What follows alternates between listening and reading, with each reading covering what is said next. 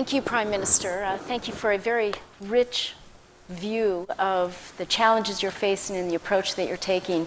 I wanted to start, you gave us a taste of your meetings yesterday with President Trump, and in the past you've spoken also about your commitment to take a different approach to U.S.-Pakistan relations than previous Pakistan leaders. And I'm curious if you wanted to say a bit more about what is the difference with your approach and how's that resonating during this visit in Washington, and how do you see the future between U.S. and Pakistan? You see, Nancy, I always felt that the relationship between Pakistan and the United States was never multi-pronged. It was basically a transactional relationship. So, for instance, in the 80s, Pakistan was fighting the jihad against the Soviets. And so the US was helping Pakistan, was providing aid. And Pakistan was, the various groups created in Pakistan were then conducting attacks inside Afghanistan against the Soviets. The moment that the Afghan jihad ended, the US packed up and left. And not only did they leave, Pakistan was slapped with Pressler sanctions.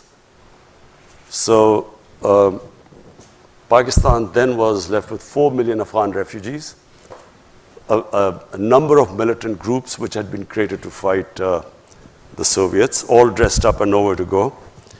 We had heroin, drugs that were used at some point to pay for the fighting in Afghanistan. So Pakistan, then first time we had these sectarian attacks and sectarian militant groups, which were first time we heard of sectarian attacks inside Pakistan. Then comes 9/11, and Pakistan again joins the US. I was then, I only had one seat in Parliament at the time, and I remember when General Musharraf was consulting all of us that the US wants us to join them in the war. I opposed it. I thought Pakistan should stay neutral. And I'll tell you why I thought Pakistan should stay neutral. We had created these jihadi groups in the 80s. We had indoctrinated them in the idea of jihad, that foreign occupation in Afghanistan, it was a religious duty to fight them. So all these groups, including Al-Qaeda, had arrived in Pakistan. Now comes 9/11, then the US invades Afghanistan. And now we are trying to tell these same groups who had close links with the Pakistan army, because they were created by the Pakistan army, now we are telling them that no, it's because the good guys are there, it's no longer jihad.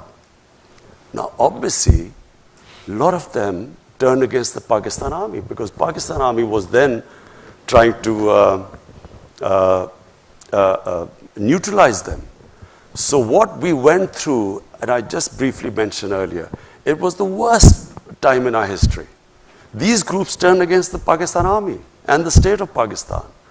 And not only that, there were linkages between these groups and the Pakistani security forces, because they had created them. So we had insider attacks, we had, the GHQ was attacked, generals were killed, ISI headquarters were attacked. The army at one point, the army could not go into the cities in military clothes or with military cars. It was that bad at one point. And then, of course, the second thing was the tribal areas. We should never have sent army into the tribal areas, because the tribal area per capita was the most weaponized area in the world.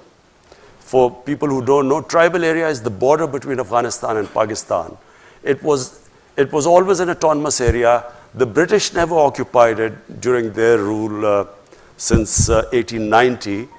So it was an autonomous area. It ran by its own rules. So in 2004, under pressure from the United States, Pakistan army went into the tribal areas to flush out Al-Qaeda. Now, what happened was that when, after Tora Bora in Afghanistan, a few of the Al-Qaeda moved into our tribal areas, which were semi-autonomous. So when they sent the army in, armies are not meant to go into civilian areas.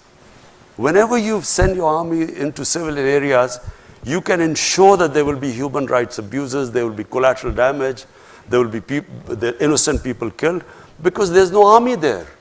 They're just guerrillas operating from villages. So, the collateral damage created what became the Pakistani Taliban. There was no Pakistani Taliban before. So we then had the people of tribal areas suffered. One point there were these militants, the other side was the Pakistan army. Half of the tribal area was then internally displaced. The damage, we still haven't, the amount of damage done in the tribal area, we still haven't got the resources to compensate them. So basically the country went through hell. In my opinion, we should have stayed neutral. That way we would have had control over these militant groups, and we could have in our own time neutralized them. But because we became a part of the US war, they turned against Pakistan. And so now what I feel, there was a watershed in Pakistan, in Pakistani politics. In 2014, the TTP, the Pakistani Taliban, they slaughtered 150 school children in what was called the APS, the Army Public School.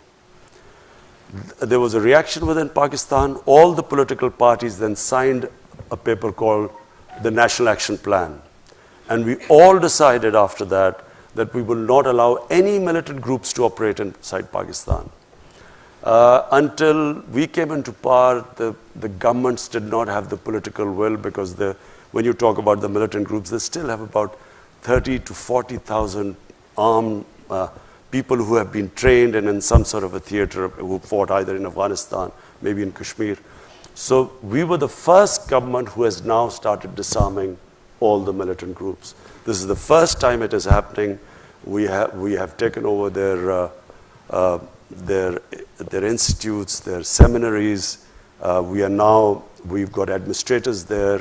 So it is the first time in Pakistan that we have decided there will be no armed militias inside our country.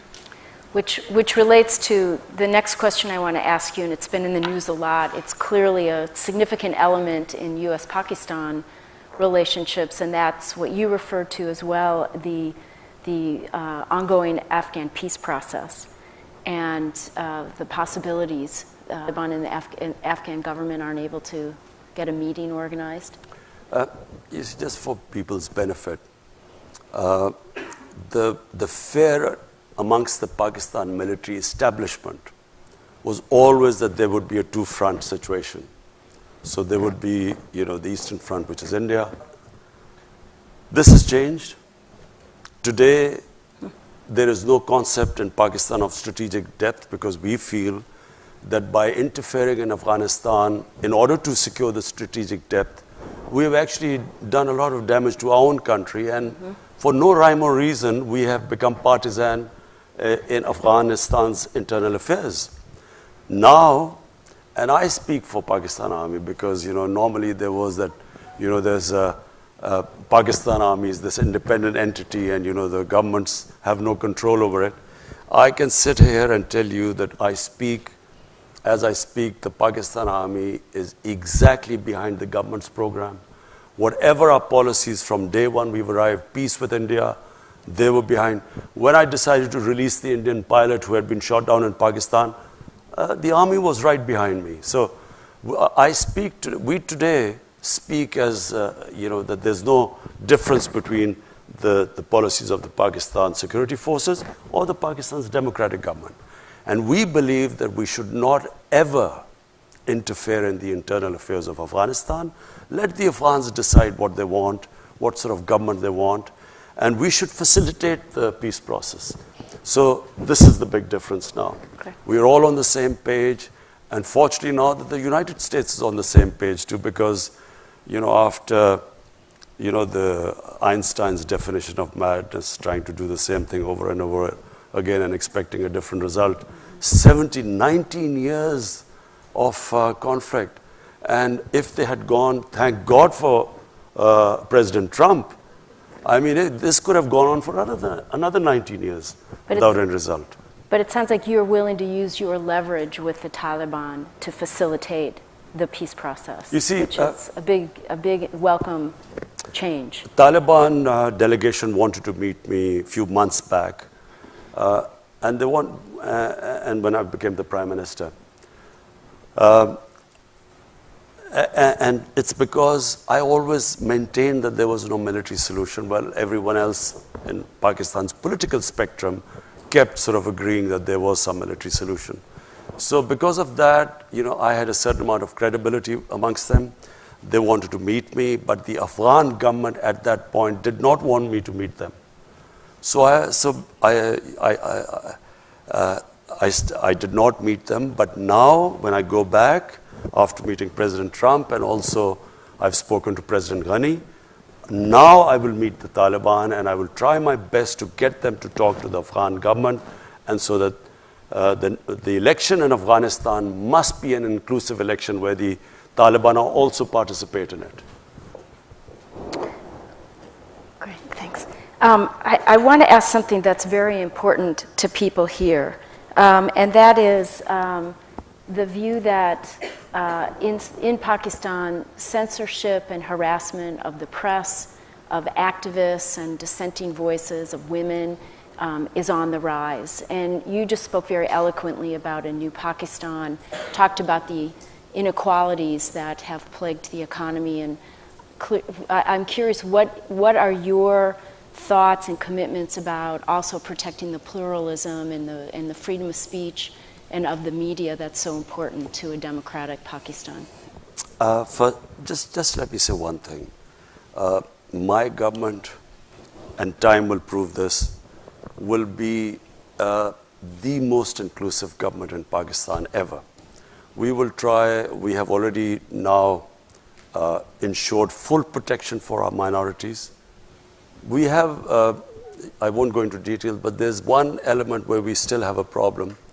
But what we have done, no government has done before. And I'll give you an example, that there was this case of Asia Bibi. She was this Christian woman who was jailed, and no judge would try them because of blasphemy. And because of the strength of one particular group, which had the previous government was held hostage by the group. They came in and they literally blocked the roads. And people were scared of that group. So when the judgment was given to free her by the Supreme Court, the same group then threatened. They came out on the streets. They were rioting for 2 days, and the stage was held hostage for 2 days. But this is the first government that, on the next opportune moment, actually took them out. We put them in jails. We just completely, and Asia Bibi was then safely, she came out, and then she wanted to leave the country, and we helped her. So all I'm saying is that this government you will see that it will treat its minorities as equal citizens. There is just one thing, I don't want to go into details, but there's one aspect, I can't talk about it, but we have still a problem. I'm not saying we've completely controlled the situation, but you will see that this is not out of worry about what the Western world or any other people say about us. It's because out of our conviction that our minorities, according to our religion, according to our constitution, are equal citizens. Now the media. I have, my life, I went to university in England, and I spent about 18 summers of my life in England. And I've seen the British media, very open, very free media. The Pakistan media, in my opinion, is even freer than the British media. There is the media in Pakistan, is not just free, but sometimes out of control. I can tell you that in Britain, no media would have published things like, or said on television things like the Pakistan media has done. I can tell you since I've been in power. I mean, imagine, I don't even think in America this would be allowed, even though the media has this love-hate relationship with President Trump, more hate than love sometimes. But imagine that again, a prime minister of a country, and this man sits on television and says that I can tell you that he's getting divorced tomorrow. So if there was some truth in it, you would, okay, if he had some knowledge. But there's only me and my wife living together. Where did he get this information from? But this sort of thing, I mean, in the olden days, I can tell you that this guy would have been beaten up. Nawaz Sharif's time, the previous prime minister, he had journalists beaten up. Asif Zardari, people were petrified of him. People would disappear. In my time, I went to the legal channels, I reported it to the media, I went into the court. All I'm saying is that what the media in Pakistan is, you will not find a media like that. And I remember the previous ambassador to Pakistan, him saying that the media was out of control. So what we need is to control the media, and not through the government, but through a media watchdog. At the moment, I mean, the 2 or 3 things the media did. One is that they started reporting wrongly that the IMF had said that the rupee would fall, to a number they quoted. There was a run on the rupee.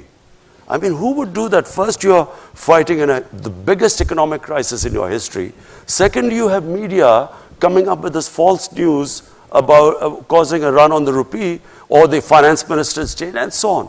So I feel very strongly that we will strengthen the media watchdog. It is not censorship. We will strengthen the media watchdog. But there are 70 channels or 80 channels in Pakistan. Only 3 channels reported that they were having some problems. So we have a whole afternoon's worth of questions for you.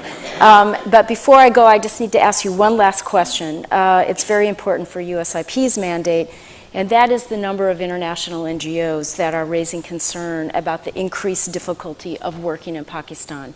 And fully understanding that the government has a role in registering these groups and in regulating the space, many of them are complaining of a very arbitrary process that ultimately is hampering very genuine efforts to work in partnership with Pakistani organizations and the government. And is your government committed to addressing this issue? It's been going on since before you took office.